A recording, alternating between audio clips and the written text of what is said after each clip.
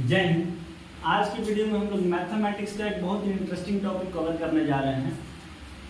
देखिए, मैथ्स में जो संख्याएं लिखी जाती हैं उनको लिखने की बहुत सी पद्धतियां प्रचलित हैं। बहुत सारे सिस्टम्स बनाए गए हैं नंबर्स को लिखने के लिए, जैसे दशमलव संख्या पद्धति, उसी को हम लोग 10 आधारी संख्या पद्धति में कहते हैं। जैसे आगे है द्विआधारी संख्या पद्धति, इसके अलावा आपको अष्टक आधारी संख्या पद्धति, इसके अलावा षोडश आधारी संख्या पद्धति। बहुत सारी पद्धतियां जो है संख्याओं को लिखने के लिए प्रचलित हैं। अगर हम बात करें 10 आधारी संख्या पद्धति या फिर दशमलव संख्या पद्धति की, तो हम मानव का जो मस्तिष्क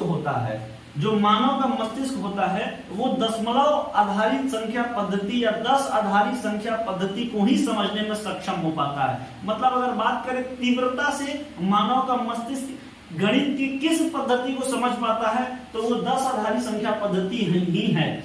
अगर हम बात करें द्विआधारी संख्या पद्धति की, तो इसको हम लोग इंग्लिश में बाइनरी नंबर सिस्टम कहते हैं। अगर बात करें अष्टक आधारी संख्या पद्धति की, तो इसको हम लोग ऑक्टाडेसिमल सिस्टम कहते हैं, और षोडश आधारी पद्धति को हेक्साडेसिमल सिस्टम कहते हैं। बारी बारी से इन सभी पद्धतियों को हम समझने का प्रयास करते हैं। देखिए, 10 आधारी संख्या पद्धति जो होती है, इसके बेस में हमेशा 10 होता है। इसके बेस में 10 आधारी संख्या पद्धति के बेस में 10 होता है, और 10 आधारी संख्या पद्धति में टोटल 10 मूल अंक होते हैं। टोटल मूल अंक कितने होते हैं 10 आधारी संख्या पद्धति में? तो 10 होते हैं। वो कौन कौन से हो गए? तो 0, 1, 2, 3, 4, 5, 6, 7, 8 और 9। 0 से लेकर 9 तक के जो अंक होते हैं, ये मूल अंक होते हैं किसके? दशमलव संख्या पद्धति के। आगे जितनी भी संख्याएं होती हैं दशमलव संख्या पद्धति में, ये वो इन्हीं 10 मूल अंकों की सहायता से बनती है। जैसे हमने यहाँ पर लिखा 97, तो 97 बना कैसे? 97 में 2 अंक का प्रयोग हुआ, 9 और 7। तो इसी मूल अंक में से एक को उठाया गया 9, एक उठाया गया 7, बन गया 97। जैसे हमको लिखना 1052, तो 1052 बना कैसे? 1052 जो संख्या है बना कैसे? इसी 10 अंक में, इसी 10 मूल अंक में एक मूल अंक है 1, दूसरा है 0, तीसरा 5 और चौथा 2। इसी में से मिलकर बन गया 1052। तो दशमलव संख्या पद्धति में कुल 10 मूल अंक होते हैं, लेकिन जो अन्य संख्याएं निर्मित होती हैं वो इन्हीं 10 मूल अंकों की सहायता से होती हैं। इतना बात क्लियर है। आगे बढ़ते हैं। अगर हम बात करें द्विआधारी संख्या पद्धति की, तो इसको हम लोग बोलते हैं binary number system. Binary number system में जो बेस होता है, संख्याओं का जो बेस होता है वो 2 होता है। इसमें संख्याओं का बेस कितना होता है? 2 होता है, और इसमें टोटल मूल अंक 2 होते हैं। उन्हीं 2 मूल अंकों की सहायता से अन्य संख्याओं का निर्माण होगा। इसमें कौन कौन से 2 मूल अंक है? तो 0 और 1। बाइनरी नंबर सिस्टम में मूल अंक 2 होते हैं। कौन कौन से? तो 2 और 0 और 1। कौन कौन सा होता है? 0 और 1। इसी 0 और 1 की सहायता से अन्य संख्या बनती है। आगे अभी इस बात को और समझेंगे हम लोग। अगर बात करें अष्टक आधारी पद्धति की, तो अष्टक आधारी पद्धति का बेस 8 होता है, 8 होता है। बेस कितना होता है? 8 होता है, और इसमें टोटल 8 मूल अंक होते हैं। अष्टक आधारी पद्धति में टोटल 8 मूल अंक होते हैं। कौन कौन से? तो 0, 1, 2, 3, 4, 5, 6 और 7। टोटल 8 मूल अंक होते हैं 0 से लेकर 7 तक। अगर इसमें दशमलव संख्या अष्टक आधारी पद्धति में अन्य संख्याएं जो निर्मित होती हैं वो इन्हीं 8 मूल अंकों की सहायता से होती हैं। कभी भी अष्टक आधारी पद्धति में आपको 7 से आगे की अंक देखने को नहीं मिलेंगे। जो भी संख्या लिखी जानी होगी इन्हीं आपको 8 मूल अंकों की सहायता से लिखी जानी है, और उसके बेस में हमेशा कितना रहता है? तो 8 रहता है। अगर हम बात करें षोडश आधारी संख्या पद्धति की, तो षोडश आधारी संख्या पद्धति में जो बेस होता है वो 16 होता है। कितना होता है? 16। और इसमें टोटल मूल अंक 16 होते हैं, और उन्हीं 16 मूल अंकों की सहायता से और संख्या निर्मित होती है। 16 मूल अंक कौन कौन से होते हैं? तब वो होता है 0, 1, 2, 3, 4, 5 6 7 8 9 और 9 के बाद अल्फाबेट आ जाता है, क्योंकि 9 के बाद जो अंक आपको मिलेगा आगे 2 अंकों में संख्या मिलेगी। अब मूल अंक कभी भी 2 अंकों में नहीं होगा, 2 अंक मिलेगा तभी तो कोई संख्या बनेगी, या कोई संख्या मूल कैसे हो सकता है, वो खुद 2 अंक से मिलकर बना है। तो इसके बाद अल्फाबेट आ जाएगा, 9 के बाद आ जाएगा A B C D E और F। ये टोटल 16 को मूल अंक होता है किसमें, षोडश आधारी पद्धति में, हेक्साडेसिमल सिस्टम में, और इन्हीं के सहायता से अन्य संख्याओं का निर्माण होगा। ये बात क्लियर है कि नहीं है? तो इसमें आपको एग्जाम में क्वेश्चन कैसे पूछता ही समझिए। इस टॉपिक से एग्जाम में क्वेश्चन कैसे पूछेगा, बोलेगा कि दशमलव आधारी पद्धति को या 10 आधारी पद्धति को द्विआधारी पद्धति में बदलिए। कोई दशमलव संख्या आपको देगा और बोलेगा कि इसको द्विआधारी पद्धति में बदल के बताइए कि क्या होगा। 10 आधारी पद्धति को बोलेगा अष्टक आधारी पद्धति में बदलिए, 10 आधारी पद्धति को बोलेगा षोडश आधारी पद्धति में बदलिए। मतलब बेस 10 को बेस 2 में बदलने के लिए दे देगा, बेस 10 को बेस 8 में बदलने के लिए दे देगा, आप बेस 10 को बेस 16 में भी बदलने को दे देगा। इसके बाद उल्टा भी देता है, बोलेगा बेस 2 को बेस 10 में बदलिए, मतलब द्विआधारी को 10 आधारी में बदलिए, अष्टक को बेस 8 को बेस 10 में बदलिए, माने अष्टक आधारी को 10 आधारी में बदलिए। उसके बाद बोलेगा बेस 16 को बेस 10 में बदलिए, मतलब षोडश आधारी को 10 आधारी में बदलिए। ऐसा क्वेश्चन आपको एग्जाम में देता है, उटपटांग क्वेश्चन भी देता है। षोडश आधारी को अष्टक आधारी में बदलने के लिए बोल देगा, मतलब आपको बेस 16 को बोलेगा बेस 8 में बदलो, या बेस 2 को बेस 16 में बदलो, किसी भी बेस को किसी भी बेस में बदलने को दे देता है। आज के वीडियो में हम लोग सीखेंगे कि बेस 10 को बेस 2 में कैसे बदला जाएगा, मतलब 10 आधारी या दशमलव संख्या पद्धति को द्विआधारी संख्या पद्धति यानी बाइनरी नंबर सिस्टम में कैसे बदलते हैं, और दशमलव पद्धति ये 10 आधारी पद्धति को दशमलव में ये द्विआधारी में कैसे बदलते हैं वो ये सीख लेंगे। और फिर एक चीज और इसमें हम लोग सीख लेंगे कि द्विआधारी को 10 आधारी में कैसे बदला जाता है, यानी बेस 10 को बेस 2 में कैसे बदलेंगे और बेस 2 को बेस 10 में कैसे बदलेंगे, ये चीज हम लोग सीखने वाले हैं आज के वीडियो में। चलिए सीखते हैं, आराम से पूरा कॉन्सेंट्रेट रहिए, बात को ध्यान से समझिएगा। चलिए जैसे क्वेश्चन हम लेते हैं, क्वेश्चन ये बोला है कि 32 जो कि बेस 10 में है, मतलब ये 10 आधारी संख्या है, इसको आप बदलिए बेस 2 में, इसको आप बदलिए किसमें, बेस 2 में। ये दशमलव संख्या पद्धति को द्विआधारी संख्या पद्धति में बदलने के लिए दिया है, यानी 32 बेस 10 को बेस 2 में बदलने के लिए दे रहा है। बात को समझना है, यहां देखिए 32 को बदलना है, तब जिसको बदलना है उसको ऐसे लिखिए और एक स्ट्रक्चर बनाइए, कुछ इस तरीके से स्ट्रक्चर बनाइए। ठीक, देखिए यहां पर जो संख्या लिखी है ये भाज्य है, ये क्या है, भाज्य है।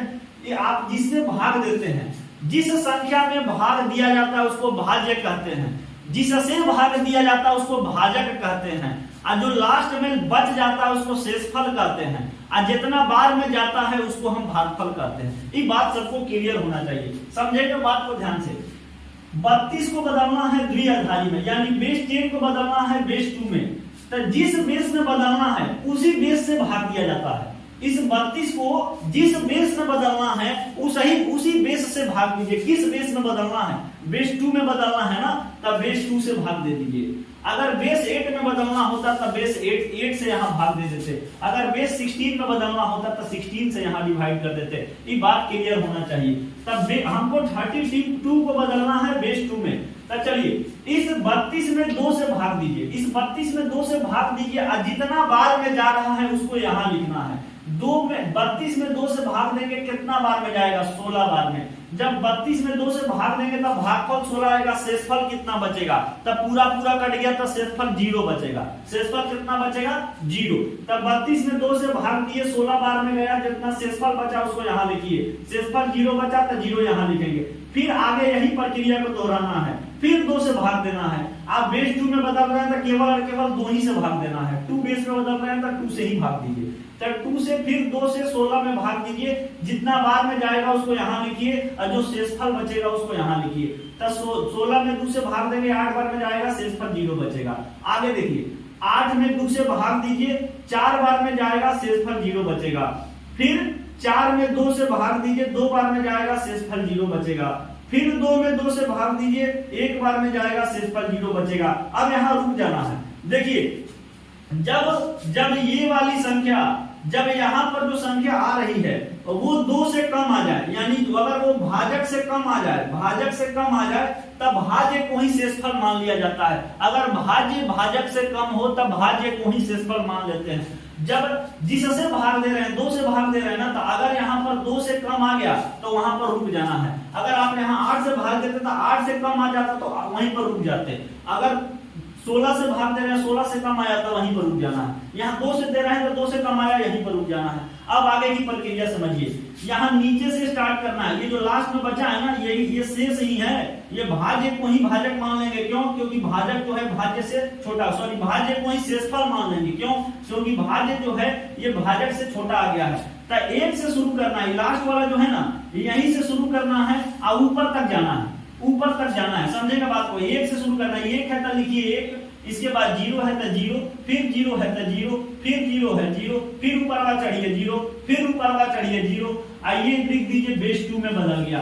अगर 32 को द्विआधारी संख्या पद्धति में लिखना होगा तो कुछ इसी प्रकार से लिखाएगा। ये 32 लिखा हुआ है, ये क्या लिखा हुआ है? 32 लिखा हुआ है, लेकिन किस सिस्टम में? तब बाइनरी नंबर सिस्टम में। क्लियर हुआ कि नहीं हुआ? अगर बाइनरी नंबर सिस्टम में 32 लिखना होगा तो कैसे लिखेंगे? इस तरीके से लिखेंगे। कैसे बदला जाएगा? तो इस तरीके से बदला जाएगा। एक बार चेक कर ले, समझ ले, फिर अगला क्वेश्चन हम पिकअप करते हैं। बताइए कोई दिक्कत तो नहीं है ना?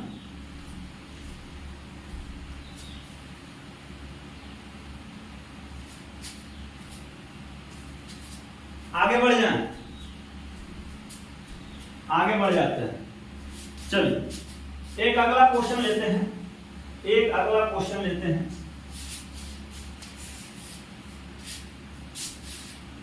जैसे हमने बोला कि 67 67 को द्विआधारी संख्या पद्धति में बदलिए। बताइए बदल देंगे? बदल देंगे। समझिए बात को ध्यान से। 67 को बदलना है तब बदलिए सर। देखिए बेस 10 को 2 में बदलना है तो जिस बेस में बदल रहे हैं उसी बेस से भाग दिए। 2 में बदल रहे हैं तो 2 से भाग दीजिए। कितना बार में जाएगा? तो 33 बार में जाएगा, शेषफल 1 बचेगा। 2 से जाएगा कितना बार में? 16 बार में, शेषफल 1 बचेगा। 2 से जाएगा 8 बार में, शेषफल 0 बचेगा। 2 से जाएगा 4 बार में, शेषफल 0 बचेगा। 2 से जाएगा 2 बार में, शेषफल 0 बचेगा। अब 2 से जाएगा 1 बार में, शेषफल 0 बचेगा। अब नीचे से स्टार्ट करना है और ऊपर की ओर चले जाना है। क्या आया है? तो 1 0 0 1 0 0 0 0 1 और 1, यही ना आया है। यहाँ नीचे से स्टार्ट करना है। 1 0 0 0 0, तब 1 0 0 0 0, अब फिर 1 और 1। अब बेस 2 में बदले हैं तो बेस में 2 लगाइए। अगर 67 को द्विआधारी संख्या पद्धति में लिखना होगा तो कुछ इसी तरीके से लिखेंगे। बात क्लियर हुआ कि नहीं हुआ? बताइए समझ में आ रहा है कि नहीं आ रहा?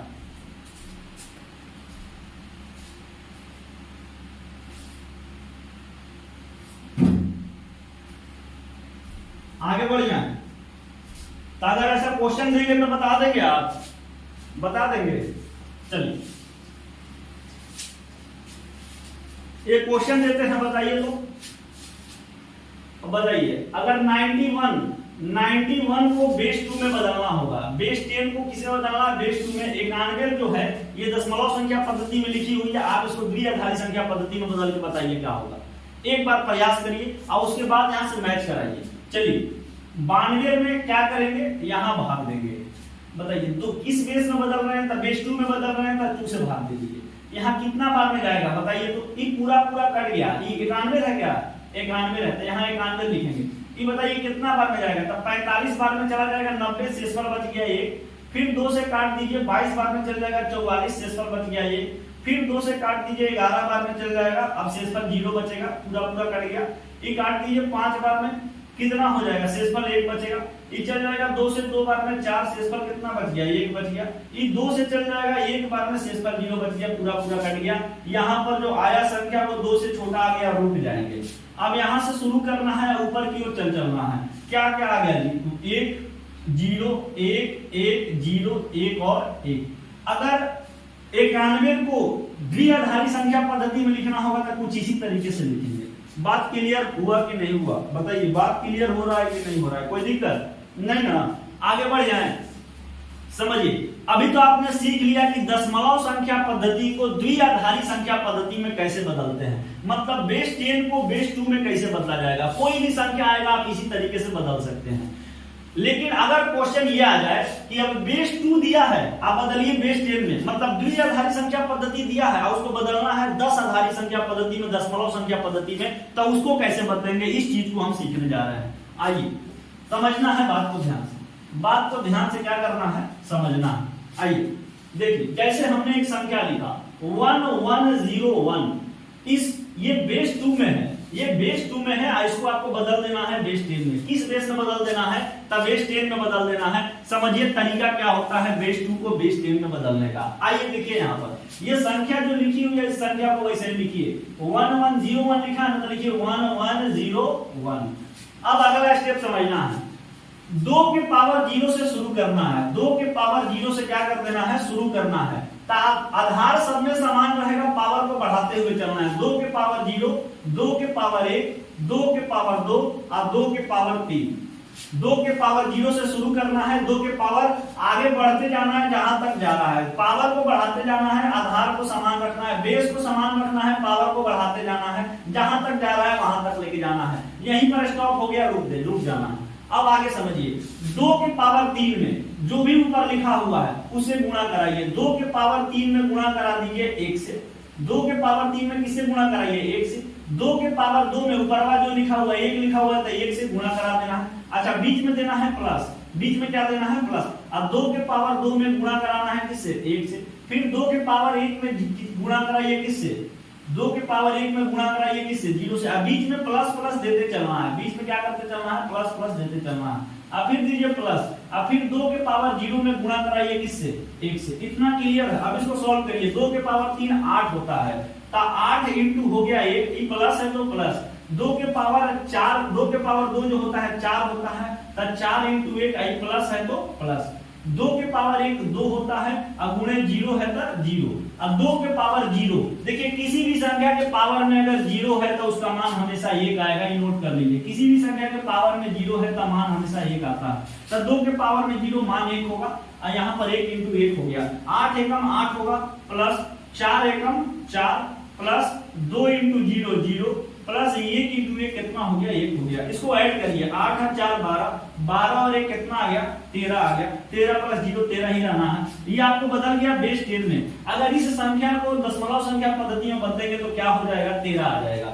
बात क्लियर हुआ कि नहीं हुआ, समझ में आया कि नहीं आया। एक क्वेश्चन हम और ऐसा उठाते हैं, एक क्वेश्चन हम और ऐसा उठाते हैं। आइए एक क्वेश्चन हम और ऐसा करते हैं,